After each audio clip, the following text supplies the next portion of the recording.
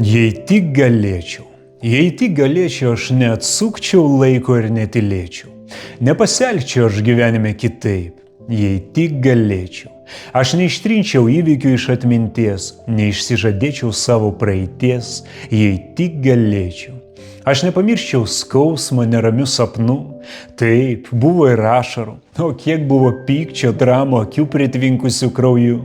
Gyvenimas. O laikas bėgo, skubėjo ir kiek matau, sustot taip ir nesiruošė visai.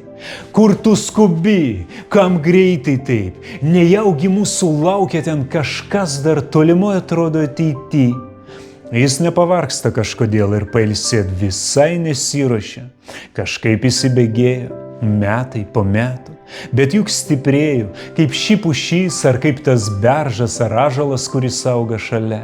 Gyvenimo randai jie lieka ant kiekvieno, juose ir patirtis, ir atmintis.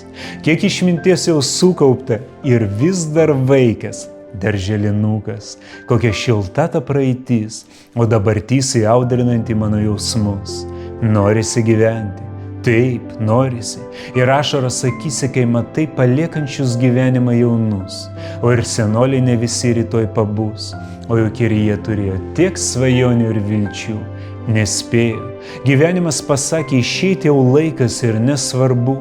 Gali kiek nori protestuot ir šaukt, prašyt, žadėt ir net maldaut. Jau per vėlu. Kiekvienam duota gyvenimo našta ir nubrėžta laiko ir energijos riba. Ir turi būti tvarka. Gali tikėti Dievu ar ignoruot, gali svajonių siekt laimingas stengtis būt arba kasdien dėjot, viskam tavo valia. Gali tu kurt arba naikint, svarbu godumų nepaspringt, kasgi galės tave apgint, kai liksi vienas tu su ja, kai laiko saujoj beveik nėra.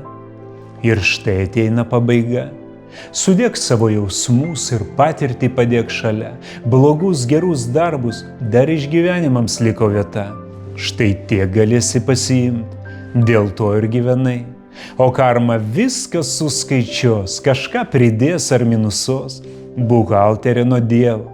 Juk nesuklys, nepasimes ir nieko neužmirš. Jis šaltakraujiškai paims už rankus ir nusives apžvelgt tavo gyvenimo darbų. Aš ne prie ko buvau, nekaltas aš, tu neturi įrodymų jokių. Aš pasikeisiu, pažadu. Tada tau buvo tai nesvarbu, ištarsi naivos girdimo balsu, dabar jau per vėlu. Vėlu, nejaugi gaila, dar dieną, dvi ar mėnesio prašau. Tau buvo duota dar daugiau. Gal vien dėl to kalbėti mums reikia, kad kuo daugiau išgelbėti jaunų. O ir kas pagyventi jau spėjo, bet taip ir nesuprato tų vingių ir posūkių staigių, kurios gyvenimas visiems mums paruošė, neperspės visai, kur reikia pristabdyti ir dėmesį atkreipti, kad pamatyt. Taip, būtent, pamatyti savo gyvenimą iš šono, sustot gyvenimo pakrašty ir atsakyti klausimus, tegul jų būna net milijonas. Juk tai svarbu, kad tu jauti širdį, bet ar tikrai jauti? Bet tu žinai, aš vis dar tikiu. Taip, tikiu, kad mes išmoksime. Ne mes, tai mūsų vaikai, anūkai, jų vaikai. Mes sužinosim kaip ir perduosim visas tyriausias mumis sukauptas žinias, vertybės, išmintį, kuri jos ves. Mes būsime tas švyturys, kuris jiems niekad neužges. Mes būsime šalia.